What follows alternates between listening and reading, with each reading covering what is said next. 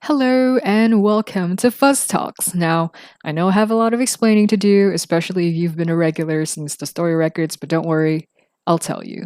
So, before I dive into today's topic, allow me to address the elephant in the room. And as you might already know, the story records was a project I started for schoolwork, and the concept of it revolves, or at least was supposed to revolve, around short stories I write and publish online. In other words, with the way the story records worked, unless I had a new story uploaded, it wouldn't make sense for there to be a new podcast episode.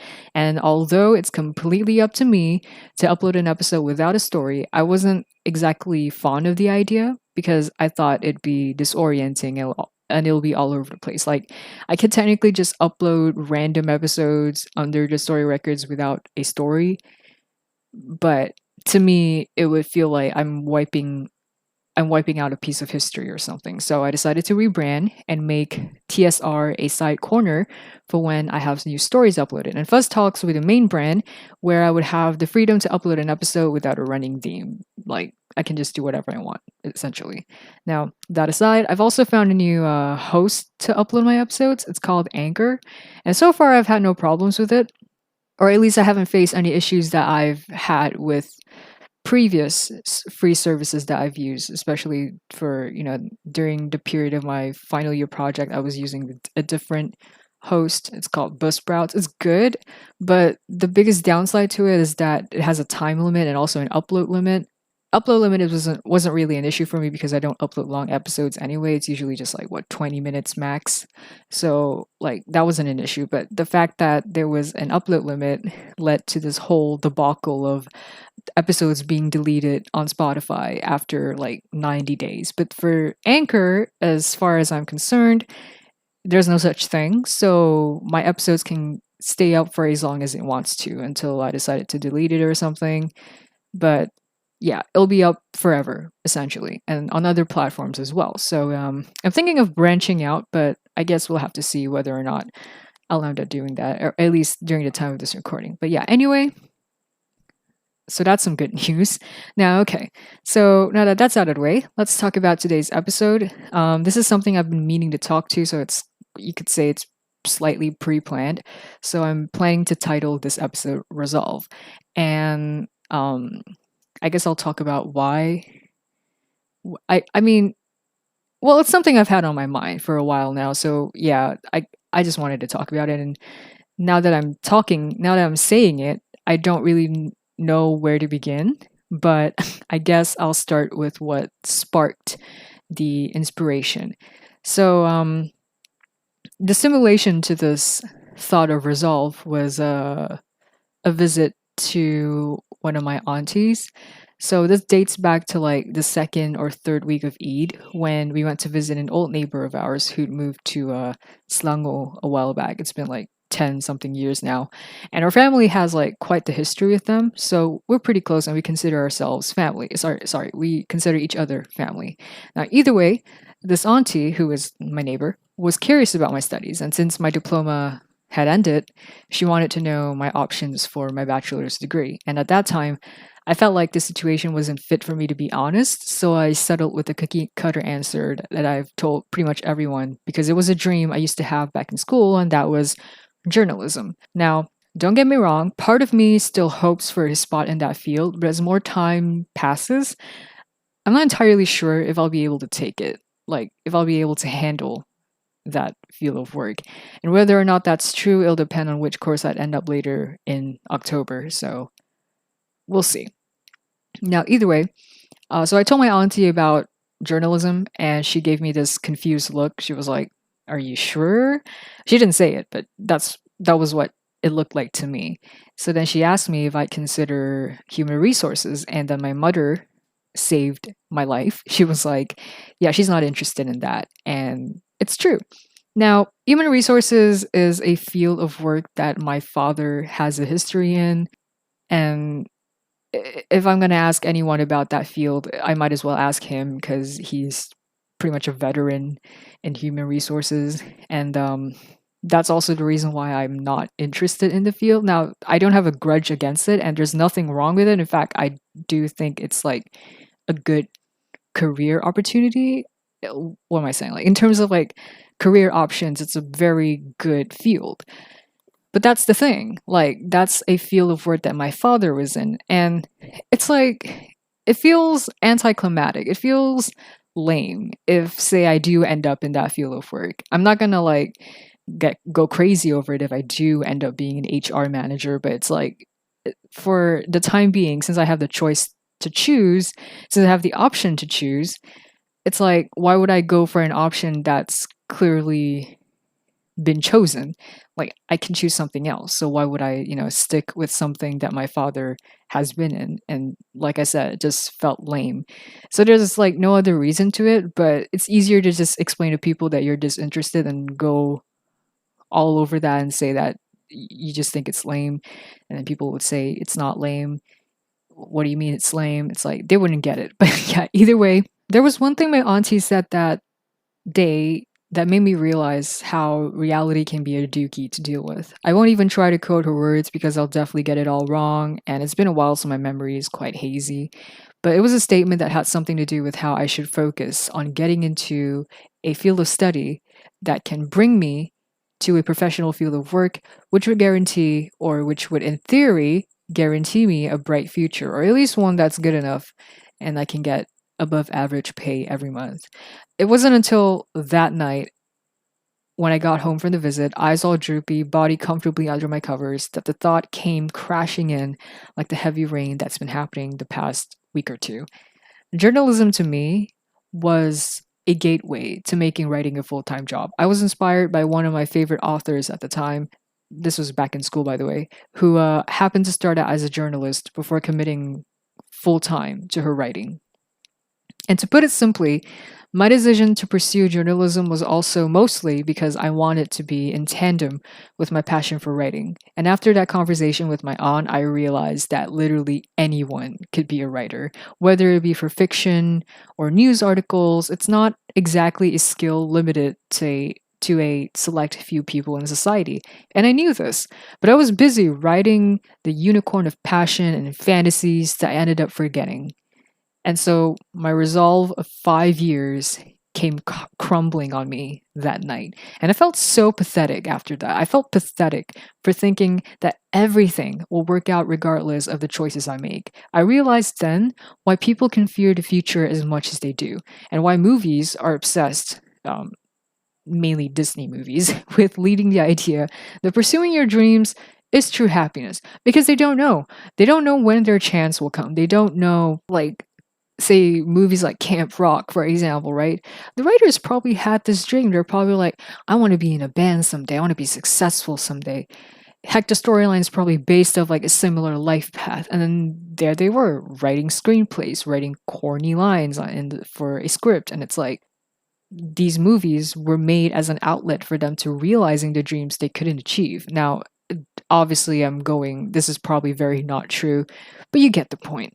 And I'm the type of person who dislikes over planning my future. I'd love to be rich and get a black card as much as the next person, but I find a fixed path to be unexciting. People live for different reasons, and I don't consider myself living if all I do is walk a singular straight path, not taking detours every now and then. My friends can confirm this.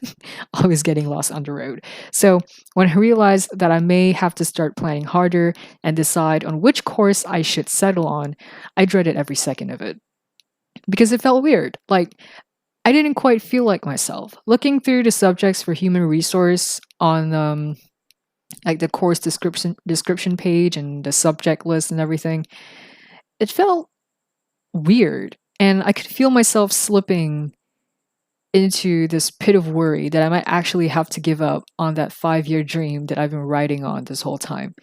And the thing about a dream that revolves around creative talent is that the future will never be certain. Take K-pop for example. You have 12 or so groups performing on music shows every week, but people only ever stay for the last three groups performing because they are the lucky few who got recognition in the industry.